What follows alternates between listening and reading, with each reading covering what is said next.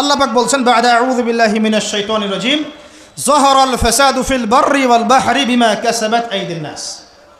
আল্লাহ পাক বলছেন জলে মানে পানিতে এবং স্থলে মানে এই যে জমিনে, জলে এবং স্থলে যত বিপর্যয় অরাজকতা এই যে আপনারা দেখছেন ফাসাদ ফিতনা যে ছড়িয়ে পড়ছে, এগুলো মানুষের হাতের কামাই, মানুষের হাতের কামাই।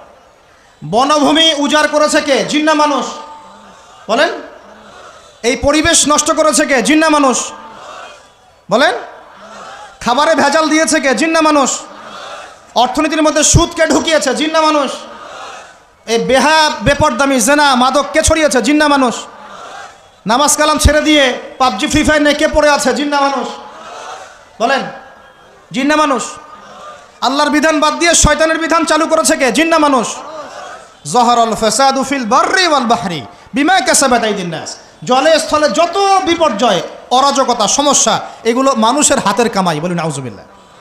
আমরা যা করব তাই পাবো, আমরা যা করব তাই। মাদক খাচ্ছেন আপনি, আপনাকে ফল ভোগ করতে হবে। সুদ খাচ্ছেন আপনি, আপনাকেই ফল ভোগ করতে হবে।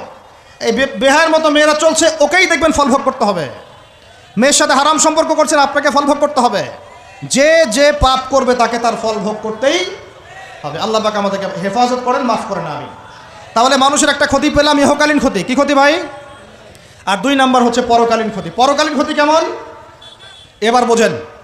এই যে আমরা নিশ্চিন্তে ঘুমাই, সারা জীবন 30, 40, 50 বছর নিশ্চিন্তে কাটাচ্ছি, কোনো ফিকির নাই, নিজের পরিবারের, সমাজের, রাষ্ট্রের, উম্মার কোনো ফিকির নাই। অথচ এই মানুষের সামনে অপেক্ষা করছে মৃত্যু। জি, আজকে থেকে 100 বছর পরে আমাদের মধ্যে কেউ থাকবে না পৃথিবীতে, এটাই সত্য।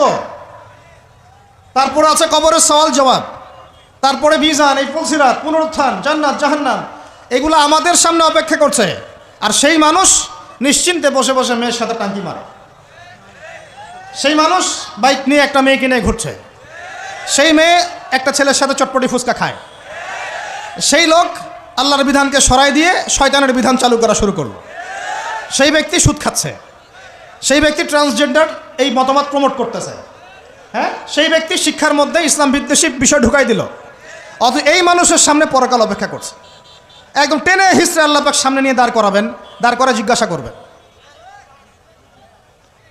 তাহলে আমরা কত অপদার্থ, কত বোকা, আমরা কি বুঝতে পারছি ভাই? একটু বুঝতে পারছেন কি? আল্লাহ পাক সূরা আহজাবে এটাও কিন্তু বলেছেন যে ইন্নাল ইনসানা যালুমান জাহুলা। এর আগে আল্লাহ বলছেন মানুষ যে জালেম জাহেল, আমরা যে অপদার্থ, আল্লাহ পাক কি বলছেন শুনুন। আল্লাহ বলছেন ওয়ালাকাদ আরাদনাল আমানাতা আলাস সামাওয়াতি ওয়াল আরদি ওয়াল জিবাল। আমি ইসলামের এই আমানত, শরিয়াত, কোরআন হাদিসের এই যে আমানতটা, এটা আসমান সমূহকে দিতে চেয়েছিলাম। তোমরা কি নিবা? আমি জমিনকে দিতে চেয়েছিলাম, তোমরা নিবা? আমি পাহাড়কে দিতে চেয়েছিলাম, আমানত কি নিবা?